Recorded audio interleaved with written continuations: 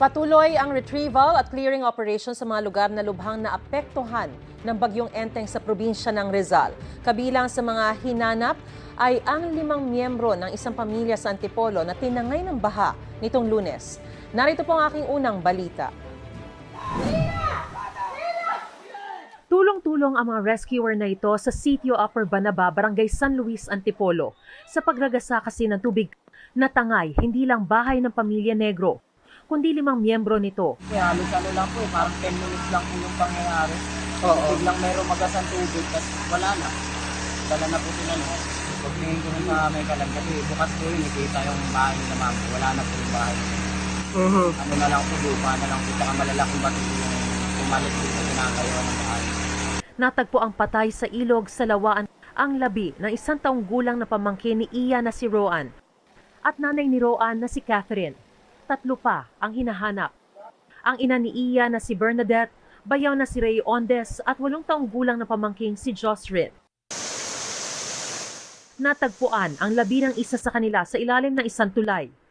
Ayon sa mga rescuer, kinumpirma ng pamilya na sa isa sa mga kaanak nga nila ang bangkay.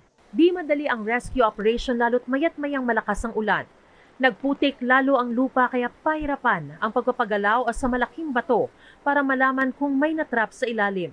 Hirap yung yung kalsada, yung daan. Very stiff. Ang estimated namin sir, nasa 75 to 80 meters mula doon sa ground zero hanggang diyan. In fact, yung bata, yung tinawag natin na 1-year-old mahigit, is dito natin natagpuan. Nung natanggal ninyo, yung part ng bato na yon, may amoy. Yung amoy naman nung kanina, yung kaya, pero hindi natin ma-determine kung tao ba o patay ba na hayop. Maski ang chance natin is maliit na nandyan, ganun pa rin, kailangan manigurado tayo. Kung lalakas talaga yung ulan nito sir ngayon, ihinto talaga natin. Ihinto natin. Dahil hindi natin pwede igambol yung buhay ng ating pong mga rescuer. Actually, 2 araw na ito, pagod na rin yan. Pero dahil naiintindihan nila yung naramdaman rin sa mga biktima.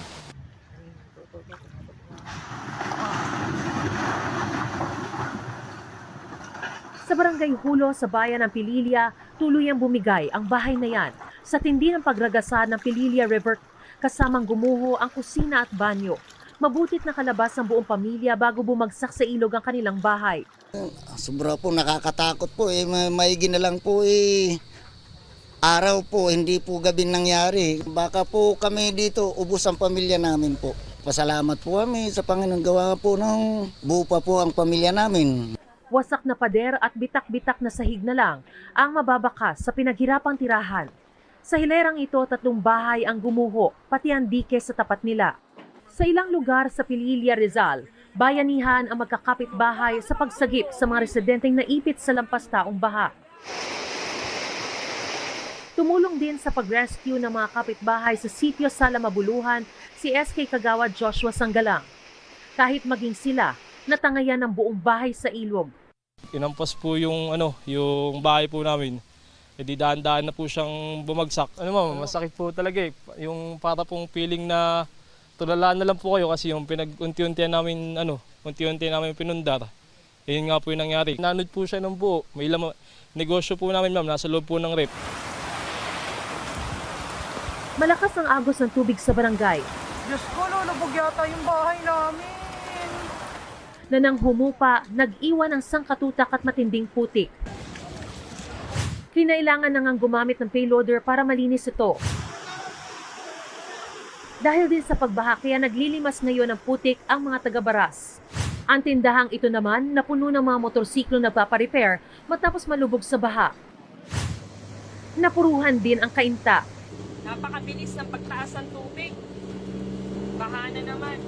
Isa sa mga lugar na unang lumubog, ang kahabaan ng Imelda Avenue sa Barangay San Andres, kung saan naroon ang magkakatabing subdivision. Napakarami po nilang stranded. Ito po ang mga stranded sa Village East.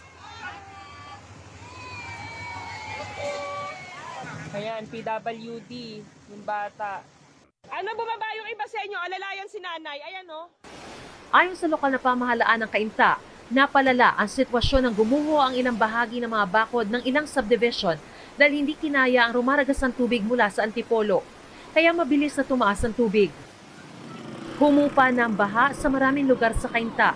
Ang mga residente abala na sa paglilinis ng bahay. Kwento ni Mang Jerry, hanggang tuhod lang daw ang baha na kanilang nararanasan nang una silang tumira rito noong 1980s. Pero habang lumilipas ang panahon, palalim daw ng palalim ang problemang baha. Pasok na rin dyan yung tubig sa amin. Gaano ba kataas? Diyan sa pader na yan? Yan. Naku, hanggang tenga nyo ho. Oo. Ano ang diskarte sa loob para ho makaraos? Doon kami sa taas, tapos yung kalan namin, tinaas na lang namin para makapagluto lang. Ayon sa munisipyo, lubog lahat ang 7 barangay ng Cainta. Tinatanggap namin ng tubig galing bundok din at galing ibang bayan, tatawid sa aming creeks. At the same time, tinatanggap namin yung tubig na galing sa langit. So, the volume is really high. Nakatutok daw ngayon ang munisipyo sa mga programa para mapondohan ang pagpapagawa ng mga pumping station at sila'y umaasang aalalayan din sila ng national government. Ito ang unang balita. Mariz Umali para sa GMA Integrated News. Mga kapuso, para una ka sa mga balita, mag-subscribe sa GMA Integrated News sa YouTube. Sa mga kapuso abroad, subaybayan niyo po kami sa GMA Pinoy TV at sa www.gmanews.tv.